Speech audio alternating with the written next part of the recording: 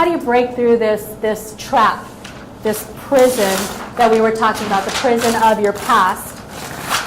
There are certain levels that you can move through that takes the breath, because you've got to slow down. And the more you practice with it, the easier it is. You know, and if I'm in the thick of drama, okay, it might take me a day, you know, or two. But if I'm, you know, if I'm okay no matter what happens, it usually takes me a few minutes till I get to that point. And I have a rule in my life. I have a 3 strikes law. 3 bad things happen in a row, I'm going back to bed. Like, that's it, my day's over. And it's not like I literally go back to bed, but if 3 things happen in a row, I'm like, okay, I'm creating something and there's something I'm not paying attention to. So that's when I'm like, I need to shut it off. Like, shut off that. You know, it's usually like, you know, you start off with spilling coffee all over yourself. And then you go get a flat tire. And then you get to work and you find out, you know, the project you just turned in has to be completely redone. You know, and you think, oh my God, you know, anyone have one of those days? Yeah, 3 things in a row, I'm like, okay, there's something I'm not paying attention to. So I need to step back. So number 1, I look at the facts. What's happening? What's happening? Now we confuse this with the truth. So right now it's the facts. What is the physical reality? I jumped out of bed. I was late. I pressed snooze. I quickly grabbed the coffee and it fell all over me. I got in the car. I was feeling sorry for myself and getting angry that I'm more late, and I got a flat tire. You know, so you go through this in your mind. What are the facts? Okay? And then you go through, what are the emotions? Emotions are always tied to something.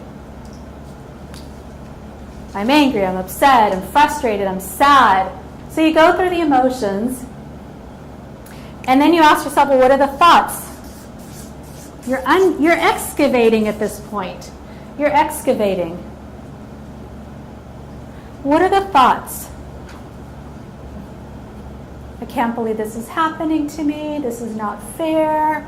Nobody ever takes care of me. Why am I all alone? If I had more money, I wouldn't have to go to work. I mean, it's just like all the thoughts that are going through that are attached to these emotions. And then we look at, what is the memory? Is this familiar? Is this familiar? Does this remind me of something? And usually it will. So we want to go back and say, what does this remind me of? What does this remind me of? And then I look at, well, what's the decision I made? What's the decision I made at that moment? If the decision I made is, men take and steal your money. That's the decision I made. And then now I ask myself, what is the truth? This is the true gift. I ask myself, what is the truth? Is that the truth? And at that point, I can make a brand new decision from an adult perspective. I no longer have to react as a 7-year-old child. Now the adult's in charge. That conscious mind's job is to choose. I can make a new choice.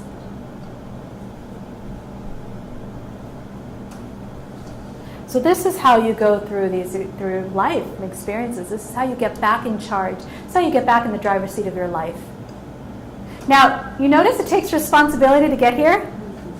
Because I can get stuck on, what a jerk. What a, the economy sucks. As soon as it changes, it shouldn't have, things shouldn't have, or things, I can get stuck right here. But if I breathe, then I can stop that machine, that prison in my mind from keeping me from creating what I want. Breathe. And then you go through this process as soon as you can. Again, it's the mind controls the body, but the breath controls the mind.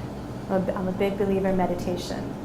And I'm a big believer in, just no matter what's happening, just stop for a second and take a deep breath. Then you get to be back in charge.